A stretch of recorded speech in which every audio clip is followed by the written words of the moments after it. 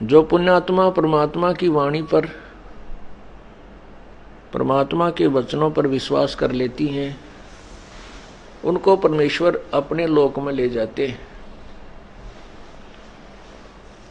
जो दुर्भाग्यवश नकली गुरुओं के पास जाकर के गलत ज्ञान में रंगे जा चुके हैं,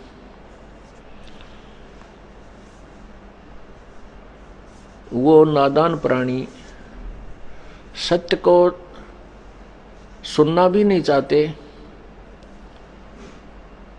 आंखों सामने देख कर के भी यथार्थ ज्ञान को नहीं स्वीकार करते।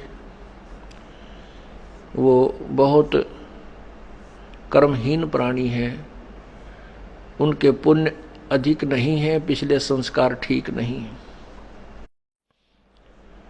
जिन पुण्यात्माओं को परमात्मा की वाणी अच्छी लगी, स्वीकार हुई, जो सत्संग में आने लग गए हैं, वो बहुत ही पुण्यकर्मी प्राणी हैं। पिछले उनके संस्कार बहुत ही अच्छे हैं, चाहे वर्तमान में वो अपने पाप कर्मों के कारण बहुत कष्ट में जीवन भी जी रहे हों। क्योंकि हमारे को जो सुख होता है वो हमारे पुण्यों से होता है, शुभ संस्कारों से होता है।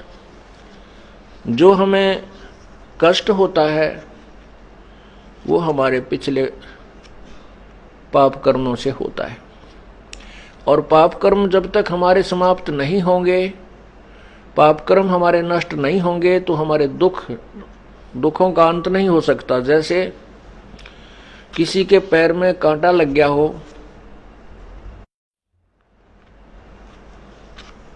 वो पीड़ा जो है उस कांटा लग जाने के कारण हो रही है। जब तक वो कांटा नहीं निकलेगा तब तक पीड़ा समाप्त नहीं हो सकती।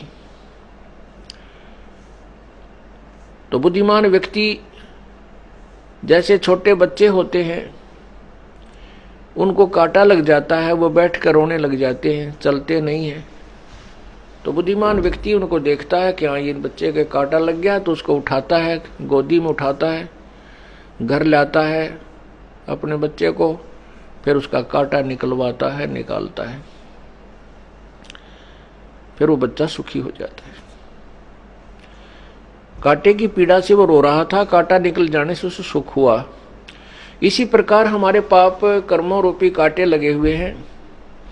हम बालक हैं, अनजानपने में हमने जूते निकाल दिए, परमात्मा की आड़ छोड़ दी, परमात्मा की शरण नहीं रही, हमने अपने जूते निकाल दिए, राम नाम के जूते निकाल दिए,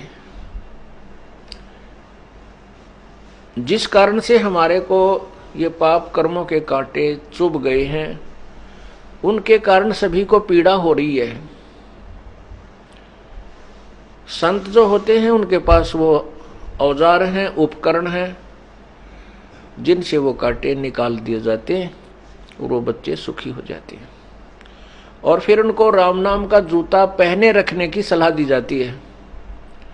फिर वो बच्चे जिनके पैरों में पीड़ा थी, उनको पता लग गया था कि तुम्हें पीड़ा जो है कांटा लगने से हुई, कांटा लगा नंगे पैरों से, या जो जूते चप्पल पहन रखी थी वो कांटों से प्रोटेक्शन नहीं कर सकते थे, बचाव नहीं कर सकते थे। जैसे कोई नाम जाप करते हैं, जैसे तीनों गुणों रजगुण ब्रह्मा सदगुण विष्णु तमगुण शिव जी की उपासना भी करते हैं, ब्रह्म की, माता की, दुर्गा की, मसाणी की, ब्रह्म की, परब्रह्म की, इनकी पूजाओं से ठीक है कुछ राहत तो मिलती है, लेकिन पाप रूपी वो कांटे नहीं निकलते। तो इसलिए पूर्ण परमात्मा की भक्ति, पूर्ण परमात्मा की साधना करने के लिए ही प्रत्येक तत्वदर्शी संत ने और प्रत्येक सदग्रंथ ने यही सलाह दी है कि भक्ति पूर्ण परमात्मा की ही करनी चाहिए।